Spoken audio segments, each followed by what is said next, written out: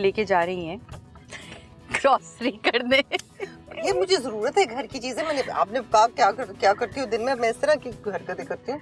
तो वैसे तो आपने ये भी बताया कि बहू करती है सारे काम अब आपके। काफी कुछ पिछले 1-1.5 साल से तो मेरी बहू करती है ये, लेकिन अभी वो लंदन गई हुई है। हाँ तो मुझे तो पता मिस चला कर रही हैं आप उस गुड़िया को हमारी। ये बात है, मैं मिस कर रही हूँ, मेरी गुड़िया है।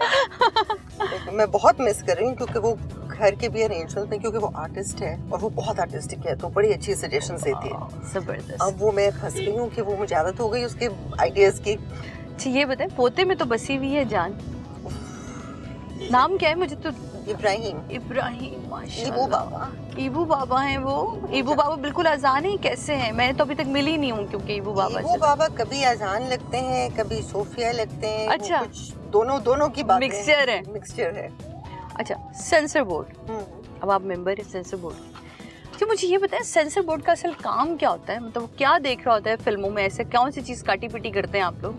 नहीं देखिए, काटी पीटी करने का हमारा वो इरादा नहीं होता है, ना ही कोई ऐसा एजेंडा होता है काटी पीटी करने वाला। सेंसर बोर्ड में ये होता है कि हमने देखना होता है कि वो फिल्म में कोई एंटी पाकिस्तान चीज तो नहीं है, एंटी स्टेट एंटी नेशन चीज तो नहीं है। सही। वो चीजें देखी जाती हैं, या कोई ऐसी चीज जो वाकई लोगों के जहनों पे कोई बहुत बुरा असर डाले। सही। अच्छा जब ग्रॉसरी करने आती हैं तो लोग आ जाते होंगे मिलने मिलाने, कैसा लगता है? अच्छा लगता है ना? इतना कोई कुछ नहीं बोलता क्योंकि मैं कोशिश करती हूँ कि मैं नजर ना आऊँ। मुंह छुपा कर आती हैं हमसे? नहीं, मुंह नहीं छुपाती हूँ, बस मैं अपने आप में गायब हो जाती हूँ। काफी अरसे से आप डायबिटीज से फाइट कर रही हैं। 25 साल। 25 साल पैदा होते ही करवा ली थी? ये बताइए क्योंकि इतनी यंग एज में होना, मतलब जब काम शुरू किया था तब हो गया था। पता चला तब डिप्रेशन लिया आपने, ही आपने कहा नो तो मसला ही नहीं, कर लेंगे? नहीं, शॉक लिया, डिप्रेशन लिया, लेकिन फिर जरा सोचा समझा और अब तो है, अब तो शुगर है क्योंकि उससे बहुत बुरी बीमारियां होती है। बिल्कुल। डायबिटीज तो जरा नखरे वाली बीमारी है। तो कंट्रोल रखती है या कभी कभी बदपरहेजी चलती है? बदपरहेजी तो होती है, लेकिन वक्त के साथ साथ टेस्ट चेंज हो जाते हैं। तो मुझे ये बताइए कि घर में खाना वाना बनाती हैं कभी? अभी दिन आज भी अजान करते हैं, अब अपनी बेगम से फरमाइशें करते हैं? अम्मा से फरमाइशें नहीं होती? नहीं, वो उसकी बेगम और चीजें बनाती है, मैं और चीजें बनाती हूँ। अच्छा जी। करेले खाती हैं? करेले खाती हूँ और करेले मुझे पसंद है अगर अच्छे बने हुए हों। बहुत ज़्यादा तेल मुझे शुरू से नहीं पसंद। हाँ वो तो मुझे पता है, लेकिन मुझे देसी खाने पसंद है। अच्छा कोयटा में जैसे रहते हैं, कोयटा में तो बहुत कम मिर्ची वगैरह भी खाई जाती है ना, तो आपका वही वाला टेस्ट अब तक चल रहा है या अब यहाँ के मिर्ची वाला? नहीं, मैं मिर्ची शुरू से खाती हूँ। अच्छा। मेरी दादा भी खाती थी, लेकिन कुछ चीज़ें फीकी भी अच्छी लगती है, लेकिन देसी खाना मैं फीका नहीं खा सकती। अच्छा हाँ ये तो है, देसी खाना तो पीकर नहीं। कोयटा में तो वो होता है ना, खाने ही बहुत कम हरी मिर्च या गोल मिर्च वाले बनते हैं। काली मिर्च नमक के साथ, खास तौर पे वो बड़े मशहूर वहाँ के जो रोश है जिस तरह, और इस तरह के ये खाने तो होते ही बगैर मिर्च वाले हैं, लेकिन उनमें अपना बहुत जायका होता है। ठीक है, तो मुश्किल खाने नहीं खाने, आसान खाने और इस तरह की ग्रॉसरी कर दी जनाब। ये सब भी चलता रहेगा, लेकिन देखते हैं ये ग्रॉसरी ख़त्म होके हम कहाँ जाते हैं। तो रहिए हमारे साथ और चलते हम, आइए।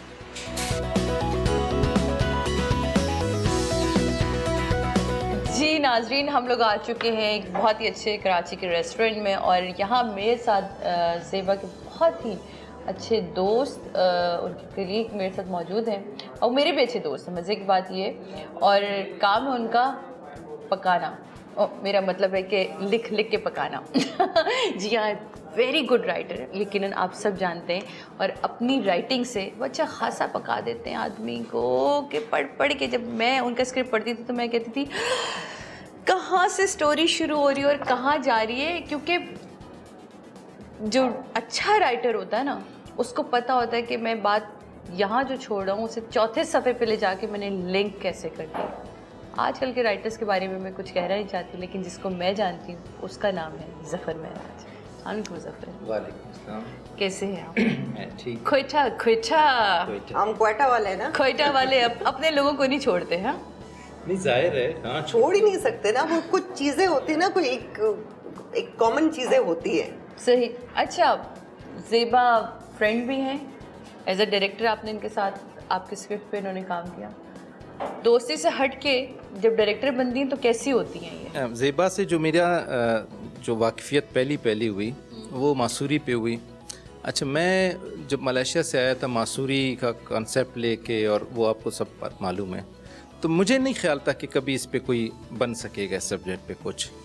तो मुझे इनका मैसेज मिला, और ज़ेबा तो ज़ाहिर है माशाल्लाह ज़ेबा थी हम, तो वो लोड इन्होंने उठाया और वो मासूरी फिर। अच्छा, उस सीरियल की खूबी ये है कि वो मलेशिया वालों को भी उस सीरियल से पता चला कि यहाँ कोई मासूरी थी। हम वहाँ कितने हम परेशान हुए थे जब लोगों ने, मैं तो वो जो राउंड था मुझे नहीं पता था ये कब्र है। इन्होंने बताया ये कब्र, इसको महसूस करो। मैं कैसे, मैं क्या महसूस करूँ? तब आप डरी थी?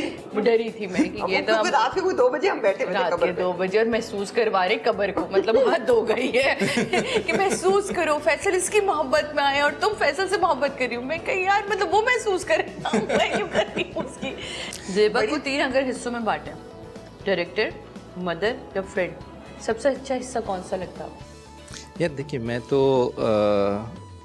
काफ़ी अरसे का इतना साथ है मैंने, तो इसलिए तो आपसे पूछा ये सवाल। मुझे इनके तीनों रुख देखें, एज ए मदर 12 साल हो गए। हाँ 12 साल हो गए। मैं एज ए मदर पूरी दुनिया के सामने है, कितना वो उस बच्चे के लिए कहाँ तक लड़ी और क्या ब्रॉटअप किया कुछ। और बाज़ औक़ात हम बैठते हैं तो अभी एक डिस्क्लोज़ कर रहा हूँ कि इनकी बायोग्राफी पे भी थोड़ा बहुत सोच रहे हैं। हाँ, क्योंकि ज़ेबा एक बहुत बड़ी कहानी है। बिल्कुल, मैंने आखिर इन्हीं को कहा क्योंकि इनसे मेरे इतना क्लोज रिलेशनशिप है कि मैंने इन्हें कुछ भी कह सकते हो, मुझे पता है ये समझ के उस चीज़ को बेहतर लफ्जों में ढालेंगे। प्रोड्यूसर मैंने इनको देखा है, बाकी वो जो अच्छा, यहाँ डायरेक्टर प्रोड्यूसर के तौर पे मुझे ज़ेबा के जैसे, मैं ऑनर एक बात है, बुरा भी लगता है कि शायद मैं बहुत ज़्यादा वो कर रहा हूँ, लेकिन जो एक डिज़ाइनिंग है ना, मैंने कहा ना ज़ेबा डिज़ाइन कर देती थी, वो इन चीज़ों के पीछे नहीं पड़ती थी कि अच्छा यहाँ पे 180 क्रॉस हो रहा है या शॉर्ट है फलान है। वो असल में वो थी कि जो आँख को अच्छा लगे, आँख को अच्छा लगे वो डिज़ाइन कर देती है, उसके बाद ये मस्त हो जाती हैं। हाँ, बेसिकली तो ये नेचुरल बहुत शरीर हैं और बहुत मज़ाहिया और चीविटी जिसको कहते हैं। सुनाती हैं लतीफ़े। ये लोगों को नहीं पता ना, अक्सर मुझे वही गमज़दा औरत का रोल मिलता है, इसलिए तो मैं काम नहीं करना चाहती। कहीं आपको लगता है ज़ेबा को अपनी लाइफ में रिग्रेट हुआ जब पूरी लाइफ को देखते हैं? ज़ेबा का अपने आप से रिग्रेट करती है, कोई दूसरा शख्स नहीं है। नहीं, मैं इनकी पर्सनालिटी को लेके, मैं उसी की बात कर रहा हूँ। इनकी अपनी जिंदगी में क्या है नहीं, जो अपने तौर पर वो कहीं रिग्रेट करती हैं ना, तो अपने आप से करती हैं। एक शख्स ने अपने आप को वो वक्त नहीं दिया, बाकी सबको दिया। अगर आपसे कहेंगे, आप तो लिखते बहुत कमाल है, चाहे वो म्यूज़िक साइड पर आए, गाने देखें, नज़्म देखें या फिर ड्रामा देखें, आपको क्या लगता है कि आपकी किसी लिखी हुई चीज़ में ज़ेबा सिमटी है? कोई ऐसी 4 लफ्ज़ों में हमें समेट के दिखाएं ज़रा ज़ेबा को, प्लीज़। सच्ची अगर हो सकता है तो, अगर कहीं आपको लगता है कि मेरी वो लिखी हुई नज़्म या मेरी कोई लिखी हुई मेरी चीज़ नहीं है, एक परवीन शाकिर की है, एक शेर है उनका। दोबारा मिलना है आपने मुझसे।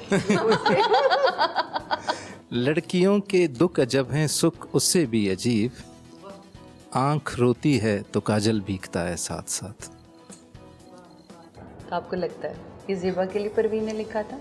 इनको तो रोती लड़कियां जहर लगती है। मतलब रोती लड़कियां, और मतलब वो कुर्बानी देने वाली मशरक़ी औरत जो सारी बक बक फजूल चीज़ें सुन रही है और जी हुजूरी कर रही है। आप चाहते हैं कि औरत को एहतजाज जो उस रजिस्टर ज़रूर करवाना चाहिए? औरत की का कैरेक्टर बिल्डिंग होना चाहिए, उसको ये पहचानना चाहिए कि वो कौन है। एक सांचा है बड़ा झूठा किस्म का जो हम माशरा बनाते हैं कि जी औरत ये है। हर औरत वो नहीं होती, 2 इंसान एक जैसे नहीं होते। तो इंसान को अपने आप को पहचानने का तो मौका मिले। मुझे लगता है कि आज के शो में आप लोगों को सीखने के लिए, समझने के लिए बहुत सारी चीज़ें मिली होंगी। ये सिर्फ शो आज का देखने का नहीं था, पर्सनालिटी को समझने का, जानने का, और इनके तजुर्बों से अपनी ज़िंदगी को मज़ीद हम बेहतर कैसे बना सकते हैं, इसलिए भी इस तरह के शोज़ होने चाहिए और इसलिए हम ये शो करते भी हैं। और बहुत नॉर्मल सवालों से हट के, इसलिए मैं वो वाले सवाल करती हूँ जहाँ मुझे लगता है कि कोई ऐसी पर्सनालिटी मेरे साथ मौजूद है जिसकी ज़िंदगी से कुछ मैं सीख सकूँ या कुछ आप सीख सकें। यहाँ मैं थैंक यू कहूँगी, थैंक यू सो मच आप दोनों का और आपका ख़ास तौर पे कि हमने पूरा दिन आपको पकाया है। नहीं सादिया, आपको इजाज़त है पकाने की, और बहुत कम लोग हैं जिनको मैं पकाने की इजाज़त दी। मतलब बहुत शुक्रिया, बहुत अच्छा लगा ये पूरा दिन आपके साथ स्पेंड करके। तो जनाब यहाँ मैं आपसे लूँगी इजाज़त, आपसे मिलूँगी मैं अगले हफ्ते और नए मेहमान के साथ। हफ्ते क्यों, अगले मंडे को आपसे मुलाकात होगी मेरी नए मेहमान के साथ, नई गुफ्तगू के साथ। और रहिएगा हमारे साथ और प्लीज़ बताएं, अपने सजेशंस दें कि आप इस शो को मज़ीद किस तरह हम बेहतर करें, क्या देखना चाहते हैं, किन लोगों से मिलना चाहते हैं, आप हमें बताइए ताकि हम अपने शो को मज़ीद बेहतर कर सकें। इजाज़त दें, अल्लाह हाफ़िज़।